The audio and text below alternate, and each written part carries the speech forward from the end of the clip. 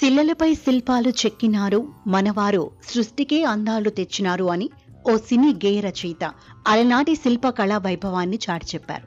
మొక్కవోని దీక్షతో శిలను శిల్పంగా మలిచి ప్రపంచానికి అందించేందుకు శిల్పులు తరాలుగా తప్పిస్తూనే కళను చెక్కు చెదరకుండా కాపాడుతున్నారు. కాకతీయుల కాలంలో దేవాలయ నిర్మాణం విరివిగా కొనసాగింది. తెలుగువారి సగము ఒక అపురూప శిల్ప కళాఖండం. కాకతీయుల నృత్య కళాభిమానానికిది పరాకాష్ట. భూమిపై ప్రకృతి సిద్ధంగా ఏర్పడిన ఖనిజ నిర్మిత ఘనపదార్థాన్ని శిల అంటారు. ప్రకృతిలో ఇప్పటి వరకు 2000కు పైగా మూలకాలను కనుగొన్నారు.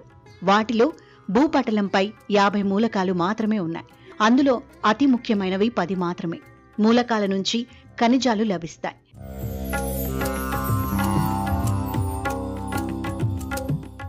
మానవ నాగరికతలో మొదట మనిషికి దొరికింది మట్టి ఒక్కటే. గృహ నిర్మాణానికి, కుండల తయారీకి, గణపతి నవరాత్రుల వంటి వేడుకలకు మట్టినే వాడటం మనకు తెలుసు. శిలకు మట్టికి తేడా ఉంది. పైగా గుళ్లల్లో ప్రతిష్ఠించే విగ్రహం శాశ్వతంగా ప్రాణప్రదంగా ఉండాలి. అందుకే శిల ప్రకృతి ప్రసాదించిన వరమైంది. శిలలు విగ్రహాలుగా ఆకృతి దాల్చాలంటే ఎన్నో పరీక్షలకు లోనవుతాయి.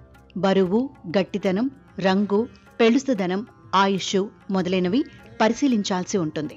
శాండోస్టోన్, lime stone, granite, gem stone, marble మొదలైనవి ఎన్నో రకాలు. వీటిలో గ్రానైట్ చాలా గట్టిగా ఉంటుంది. శిలలన్నీ పర్వతాల నుంచి వచ్చేవి, అంటే భూమిలోంచి లభ్యమయ్యేవి. పర్వత శిఖరాలు దేవతా స్థానాలు. అలా కూడా శిలలకు సంప్రదాయ గౌరవం ఉంది. కాబట్టి శిలలు ప్రాముఖ్యాన్ని సంతరించుకున్నాయి. ముఖ్యంగా రాతికి గుణం ఒకటి ఉంటుంది. దీనిపైన చక్కని రూపాలు, చాలా సూక్ష్మమైన కనురెప్పలు, కనుబొమ్మలు, ముఖ కవళికలు సజీవంగా ప్రస్ఫుటం చేసే లక్షణం కృష్ణశిలకు ఉంది.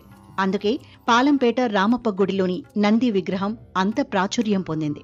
పోతే శిల ఏదైనా వాతావరణాన్ని తట్టుకొని నిలబడాలి. కృష్ణశిలకు ఆ శక్తి ఉంది.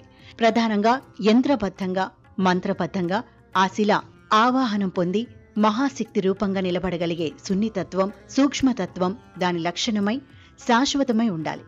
అందుకు శిల అవసరమైంది.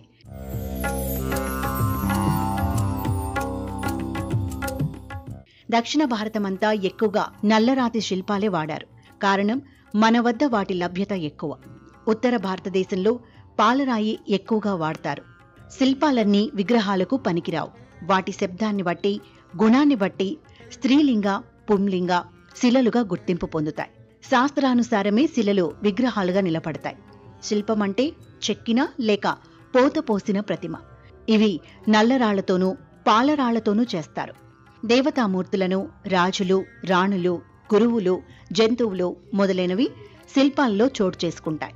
శిల్పాల గురించి వివరించే శాస్త్రాన్ని ప్రతిమా శాస్త్రమని, నేర్పే విద్యని ప్రతిమా విద్య అని అంటారు. శిల్పాలను చెక్కేవారిని స్థపతి లేదా శిల్పి అంటారు. రాతి యుగంలో లిపి బొమ్మలను చెక్కడం ద్వారా ఆరంభమైంది.